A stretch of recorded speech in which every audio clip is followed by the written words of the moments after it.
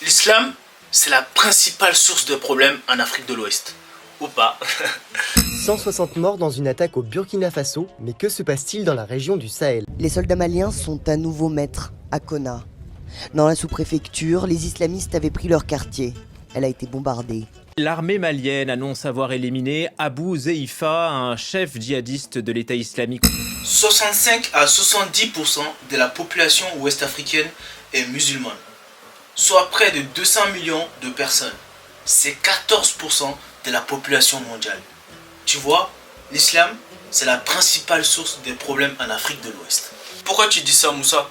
C'est pas parce que la population est majoritairement musulmane que c'est la raison principale de tous les problèmes en Afrique de l'Ouest. Et la République démocratique du Congo, qui a 90% de sa population qui est chrétienne, tu en fais quoi? De toute façon, on aurait été mieux si on avait gardé nos croyances traditionnelles. Hein?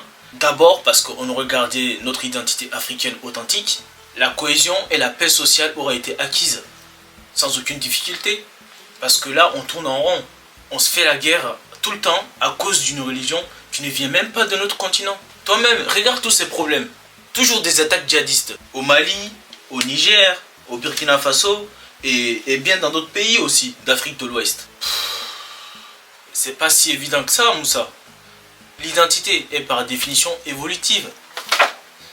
Il n'y a pas une seule identité africaine propre, mais plusieurs. Même pour l'islam, certes né en dehors du continent, a évolué à travers des siècles. Les territoires historiquement chrétiens, comme ce fut le cas en Europe, ont eu à faire face aux mêmes problèmes.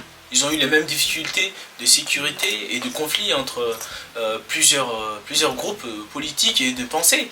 Faut pas croire, hein. Comme a pu le dire le premier président de la Côte d'Ivoire, tant qu'il y aura des hommes sur terre, il y aura toujours des conflits. Donc c'est pas une question de religion. Tu peux dire ce que tu veux, de toute façon, toutes les croyances africaines nées avant l'arrivée de l'islam en Afrique étaient beaucoup plus bénéfiques aux Africains que l'islam.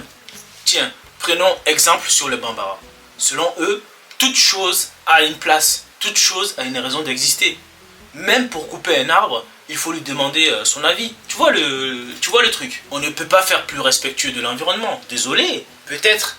Mais il ne faut pas croire que ces systèmes étaient parfaits non plus. Et que tous les Africains étaient d'accord avec ces systèmes-là. Nanani, nanana. Puisque tu veux me contredire, vas-y, raconte. Depuis plus de 1000 ans, l'Afrique de l'Ouest vit au rythme d'un dialogue parfois pacifique, parfois violent, entre l'islam et les croyances traditionnelles. L'islam arrive au 8e siècle par les routes du Sahara. Les marchands musulmans offrent une nouvelle religion, mais dans les villages,